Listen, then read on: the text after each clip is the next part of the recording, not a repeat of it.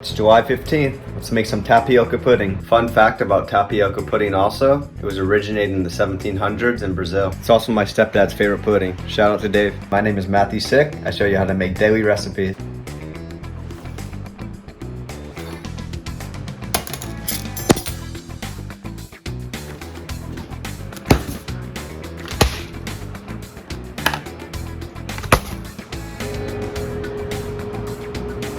First step in the recipe is to add 3.5 cups of milk. I prefer whole milk. And then add a 1/2 cup of heavy cream. Step 2, while your heat is off, I add the milk to the saucepan. This is the 4 cups, 3.5 cups of milk, and then a 1/2 cup of heavy cream. And then get a 1/2 cup of sugar. And then add the sugar to the saucepan, which is a 1/2 cup. Next step is to get 1/4 teaspoon of salt. I poured way too much. And then add the 1/4 teaspoon of salt to the saucepan. So the next step is to start cooking the mixture, which is milk, cream, sugar, and salt. And then you want to do it over medium heat. And then you want to bring it to a simmer, and then you stir in the tapioca from there. Next step, we'll get a 1/2 cup of tapioca pearls.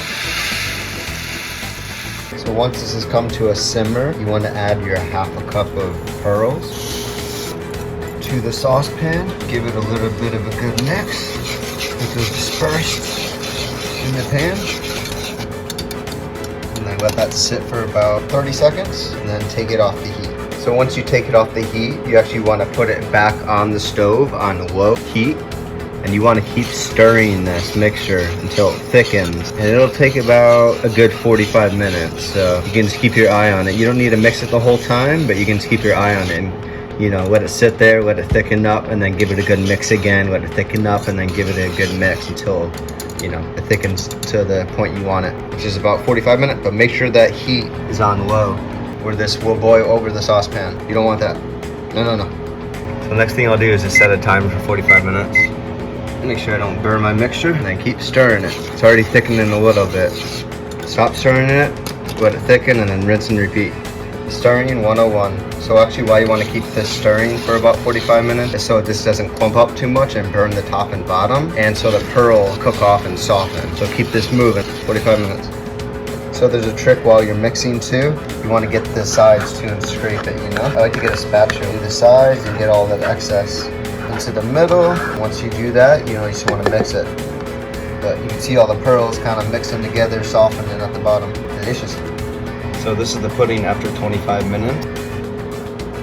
It's thickened quite a bit. It's a little bit hard to mix. So, you know, just want to keep it on low heat. Keep stirring it for about 20 more minutes. So this is with 5 minutes of cooking time left. It's thickened quite a bit where you can just, you know, it's kind of like putty. So you can move it around. Kind of looks like a rice ball. So that's how you know it's almost done. And with about 2 minutes of cooking time left, I'll just crack 2 eggs in a Pyrex. That's it. 1, 2.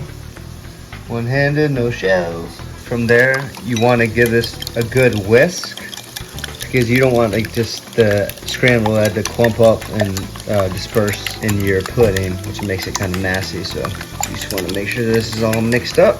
That'll do, donkey. My mixture is basically done. It has like 30 seconds. So last thing you want to do is get a teaspoon of vanilla extract and then put that straight in your saucepan too. So put the vanilla extract in there. Let's turn that timer off. And then you want to pour the egg in slowly, kind of disperse it out over the top of the pudding. And then you want to give this a good mix. Kind of get that all mixed up.